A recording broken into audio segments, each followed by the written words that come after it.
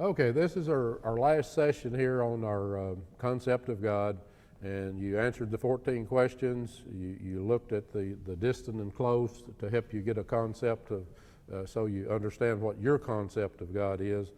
And the next thing that we want to briefly look at is, how do I change it? Well, we change it by first being aware that our concept is not where it should be, that we're not experiencing the peace and the joy that we should have, and we see God as a punishing God or whatever. So we have to put forth some effort here to make some changes, and we're going to look at a Bible character here in a minute and how God dealt with him. But we also want you to pray and ask God, God, show me the truth about who you are. And the Bible says God's going to and fro the earth, trying to find somebody to show himself strong to. He wants to show himself to you if you will stop and ask him.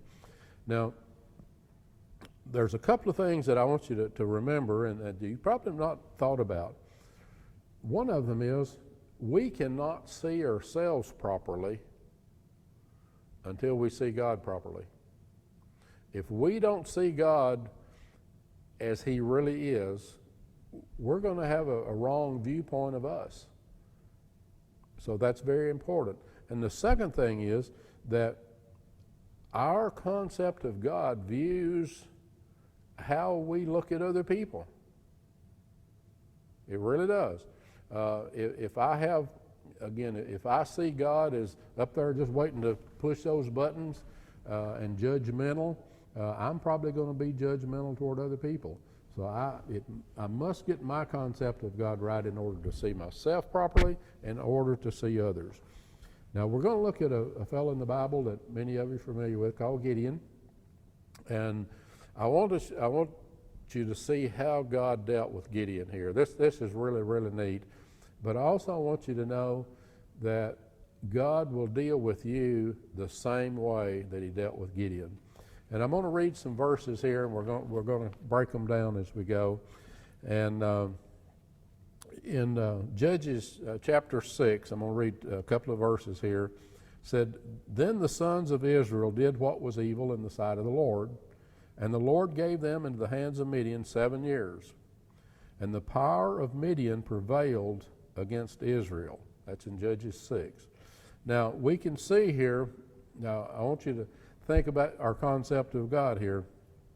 We can see here that we probably view this. It says, the sons of Israel did what was evil in the sight of the Lord, and God turned them over into the hands of the Midianites.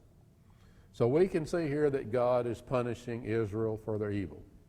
Is that the way you view it? It's the way a lot of us view it.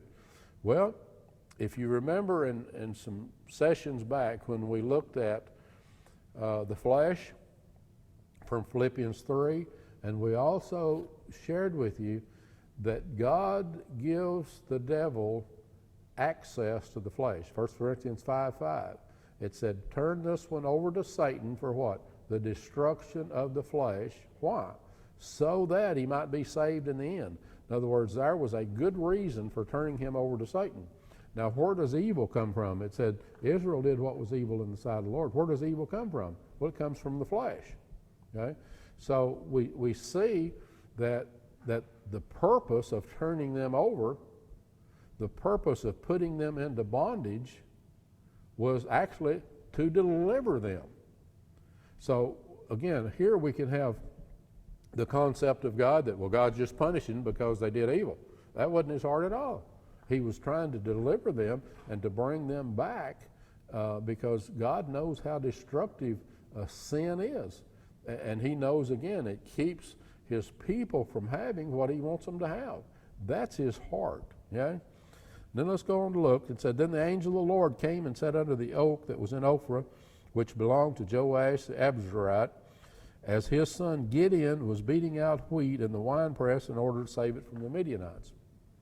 See, the people of Israel and Gideon here and his family, they were under the siege, under the hand of the Midianites, and all the food, pretty much all the food that they were raising was going to them, and he's out here trying to get some food to save for them so they've got something to eat. And I want us to go ahead here and look Then it said, the angel of the Lord appeared to him and said to him, the Lord is with you, O valiant warrior. Then Gideon said to him, O my Lord, if the Lord's with us, then why then has all this happened to us? Where are all his miracles which our fathers told us about, saying, did not the Lord bring us up from Egypt? But now the Lord has abandoned us and given us into the hands of Midian. So here we can see what's Gideon's concept here. Well, Gideon's concept is that God, there's no more miracles. That God's abandoned them. He just left them, you know. I mean, he's like, well, God doesn't care about me. God's not interested in me. You know, he's punishing us, and he's turning us over to the Midianites here. So that's Gideon's concept of God. And then we see, it said, the Lord looked at him and said, go in this your strength and deliver Israel from the hand of Midian. Have I not sent you? And he said to him, O Lord, how shall I deliver Israel? Behold, my family is the least in Manasseh, and I am the youngest in my father's house. What's his concept about himself here? See, Gideon came from, he was the youngest in the family, the least of the family. His family was the least among his tribe. In other words, he was the least of the least. And so his concept of God is not what God would like it to be. And I can imagine when, up here earlier, when the Lord said, "Oh, valiant warrior," old Gideon saying, "Yeah, right. You know, I'm not believing that." And then we go on to read, but the Lord said to him, "Surely I will be with you, and you shall defeat Midian as one man." So Gideon said to him, "Well, if now I found favor in your sight, then show me a sign that it is you who speak to me." So you can see here that, okay, I've got a little bit of faith here. I mean, if this is really you talking to me, then I need a sign here. And he said, "Please do not depart from here until I come back to you and bring out my offering and lay it before you." And he said, "I will remain until you return." So what we can see here, even though Gideon had the wrong concept of God, that there were no miracles, that they'd been abandoned by God, he's beginning to step out in faith here. And I think this is important too. And then verse 19, it said, "Then Gideon went in and prepared the young goat and unleavened bread from an ephah of flour, and he put the meat in a basket and the broth in a pot, and brought them out to him under the oak tree and presented it to them. And the angel of the Lord said to him, 'Take the meat and the unleavened bread and lay them on this rock and pour out the broth.' And he did so, and the angel of the Lord put out the end of his staff that was in his hand and touched the meat and the unleavened bread, and fire sprang up from the rock and consumed the meat and the unleavened bread. Then the angel of the Lord vanished from his sight." And it said, "Then all the Midianites and Amalekites and the sons of the east assembled themselves and crossed over and camped in the valley." Okay, what was Gideon's first complaint about God? There's no miracles. No miracles. What's God doing here? Is that not a miracle when he put the meat and the bread on the rock and fire just consumed it and it's gone? That's a miracle. So God was understanding where Gideon was, and Gideon saying no miracles, God saying, "Okay, I'm going to show you a miracle." That's how God deals with us. Okay? And again, he'll deal with you the same way. Then,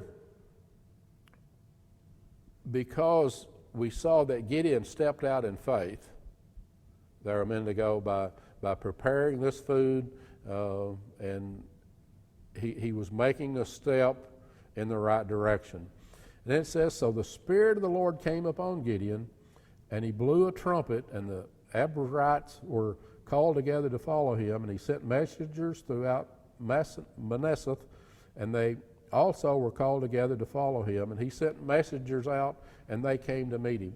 Here's another miracle. I mean, we've got this young fellow, the least of his family, the least of his tribe, and he's stepping up, and said the Spirit of the Lord came upon him. See, it was the Spirit of the Lord that was leading these people to follow him. I mean, again, can you imagine them following this guy that was a nobody? I mean, that was the Spirit of the Lord again. In other words, that's another miracle that's going on here. Then Gideon said to God, watch this. Then Gideon said to God, well, if you will deliver Israel through me, as you've spoken, behold, I will put a fleece of wool on the threshing floor. And if there is dew on the fleece only, and it is dry on all the ground, then I will know that you will deliver Israel through me as you have spoken. In other words, he's again, here we go again. He's not really confident. And as it was so, when he arose early the next morning and squeezed the fleece, he drained the dew from the fleece, a bowl full of water. Then Gideon said to God, "Now do not let your anger burn against me." See, God, he knew he shouldn't be doing this. He said, "Do not let your anger burn against me, that I may speak once more. Please let me make a test once more with the fleece. Let it now be dry only on the fleece, and let there be dew on all the ground." And God did so that night, for it was dry only on the fleece, and the dew was on the ground. See, God understood Gideon. He wasn't fussing at him. He wasn't saying, "I'm God, and I've already told you once, and just go do what." He didn't do that. He understood Gideon, and God dealt with Gideon so loving and so patient, and because, again, God understood where he was at, and it's amazing. And God wasn't pushing buttons on him. He was doing what Gideon needed here. And then it said, now the same night it came about that the Lord said to him, "Arise, go down against the camp, for I have given it into your hands. But," listen to it, watch this, "but if you're afraid to go down, then go with Purah your servant down to the camp, and you will hear what they say." In other words, see, God is understanding his fear. He's saying, "Hey, I understand you feared. If you're afraid," he said, "take your servant with you. You let him go with you. Y'all go together here." Again, see how loving that is? And he said, "Go down and you're going to hear what they say. And afterward your hand will be strengthened so that you may go down against the camp." So he went with Purah his servant down to the outpost of the army that was in the camp. Now the Midianites and the Amalekites and all the sons of the east were lying in the valley as numerous as locusts. I mean, man, there was a bunch of them. Numerous as locusts, and their camels were without number, as numerous as the sand of the sea. And when Gideon came, behold, a man was relating a dream to his friend. And he said, "Behold," he said, "I had a dream." He said, "A loaf of barley bread was tumbling into the camp of Midian, and it came into the tent and struck it so that it fell, and it turned upside down so that the tent lay flat." And his friend replied, "This is nothing less than the sword of Gideon, the son of Joash, a man of Israel. God has given Midian and all the camp into his hand." Now think about this. Who in the world would interpret a dream that a loaf of bread fell in and knocked a tent over, and that meant that God was going to give Gideon into their hands? I mean, that's God again. That's another miracle. And I want you to watch this. Then Gideon heard the account of the dream and its interpretation, and he bowed in worship. Here, Gideon gets it. Here, Gideon's concept of God is correct, and it led him to worship. And that's what happens when we get our concept of God right. We are going to bow and worship. And if we're not worshiping, I think it tells us that we're probably off in our concept of God. You cannot understand the heart of God and his desires for you, and the way that he wants to bless you, and the way he wants to work with you in loving kindness to bring you to where he wants you to be. And I love the verse in Philippians 1:6 saying that he, talking about God, he who has begun a good work in you will complete it until the day of Christ Jesus. And we say this in country terms, God's going to get her done. He's working on you. He's going to be patient with you, and he's not up there pushing buttons. So we hope this will help you with your concept of God.